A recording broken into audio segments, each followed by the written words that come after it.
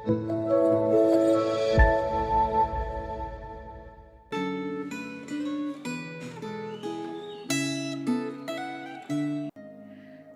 saudara-saudara yang terkasih dalam Tuhan. Tanpa terasa kita telah memasuki pertengahan tahun di tahun 2024 ini. Tentu ada begitu banyak macam peristiwa kehidupan yang telah kita lihat dan jalani dalam 6 bulan ini. Oleh sebab itu saya mengajak setiap kita untuk bersyukur kepada Tuhan Yesus. Allah yang begitu setia di dalam memimpin dan menyertai kita. Dan sebagai orang percaya, mari kita terus membuka hati untuk dikoreksi, dievaluasi dengan terang firman-Nya. Apakah hidup kita sungguh selaras dan memperkenankan hati Tuhan? Harapan di balik evaluasi, itu yang akan menjadi tema perenungan refleksi Gema hari ini. Dengan melanjutkan kitab Yosua pasalnya yang ke-13. Mari kita berdoa sebelum membaca dan merenungkan sabda Tuhan. Betapa kami bersyukur kepadamu ya Tuhan, atas segala kebajikan dan kesetiaan-Mu dalam hidup kami. Hari demi hari Engkau Allah yang setia memelihara kami. Hari ini kami rindu kembali mendengar suara Tuhan berbicara kepada kami secara pribadi. Biarlah melalui perenungan refleksi Gema yang singkat ini, Tuhan menyapa dan membimbing kami menjadi murid Kristus yang sejati. Di dalam nama Kristus kami berdoa. Amin.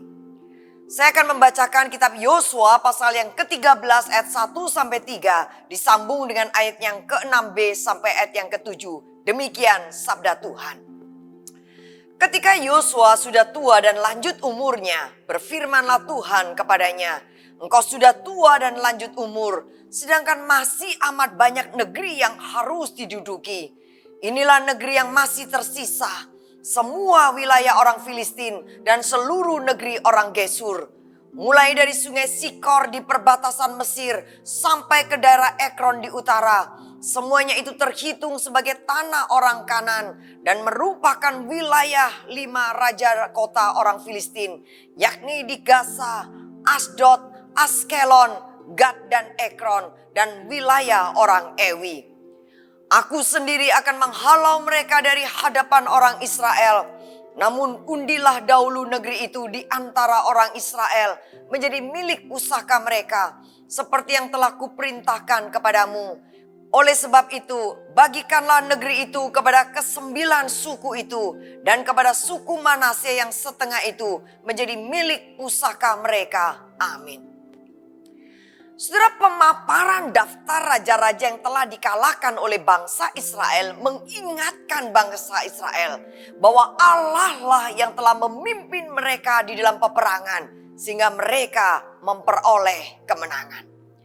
Di dalam bacaan Alkitab hari ini Allah berfirman kepada Yosua untuk mengingatkan 4 hal. Yang pertama, Yosua sudah tua dan lanjut umur. Yang kedua, masih banyak negeri di tanah Kanaan yang belum diduduki. Yang ketiga, Allah akan menghalau penduduk tanah Kanaan.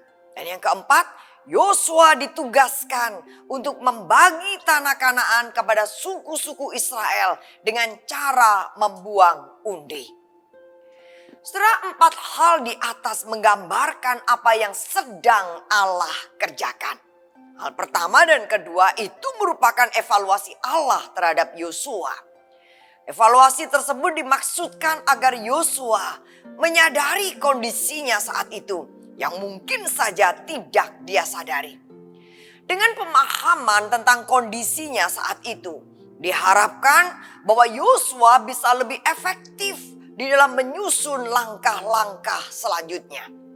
Melalui hal yang ketiga, Allah ingin membangkitkan pengharapan bahwa Allah akan menghalau bangsa-bangsa yang belum ditaklukkan.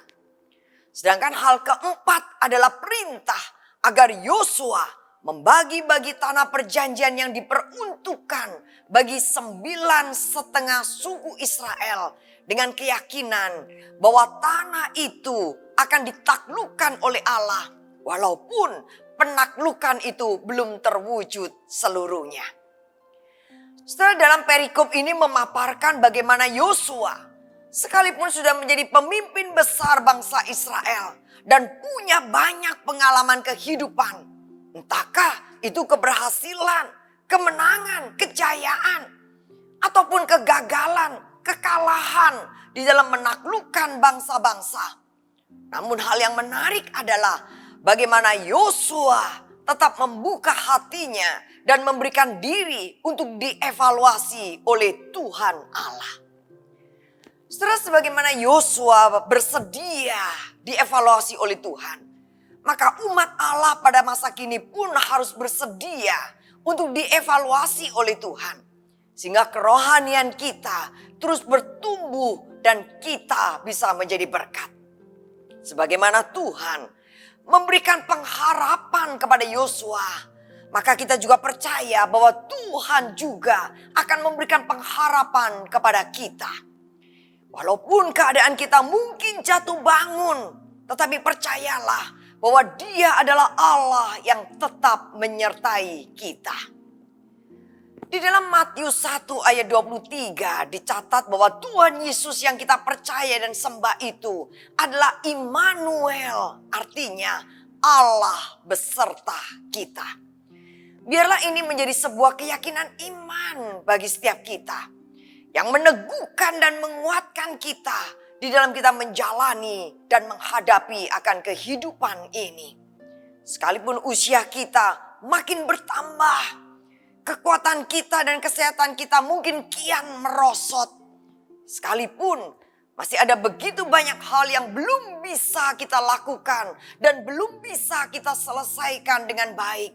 Namun ada Tuhan Yesus yang adalah Allah Immanuel, Allah yang menyertai kita. Selain itu ada Allah Roh Kudus yang adalah jaminan pengharapan kita. Allah Roh Kudus itu yang akan meneguhkan, yang akan menguatkan, dan yang akan memimpin kita untuk melakukan hal-hal yang baik yang telah Allah persiapkan untuk kita kerjakan.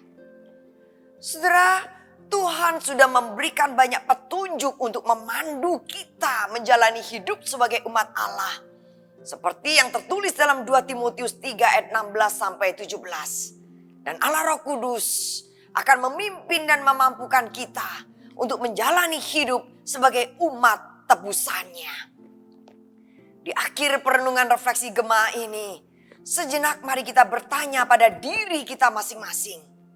Menurut saudara, bagaimana cara Allah mengevaluasi hidup saudara?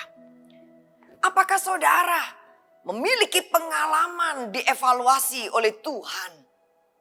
Apakah saudara mengingat perintah Tuhan yang membuat kehidupan saudara menjadi efektif? Saudara, biarlah melalui perenungan refleksi Gema ini kita terus diingatkan dan diteguhkan iman kita sebagai umat yang menyediakan diri dan memberikan diri dievaluasi oleh Tuhan Allah kita. Mari kita berdoa. Biarlah kiranya firman-Mu hari ini mengingatkan akan keberadaan kami sebagai umat tebusan-Mu ya Tuhan. Dan memampukan kami untuk menjalankan apa yang menjadi titah-titah-Mu.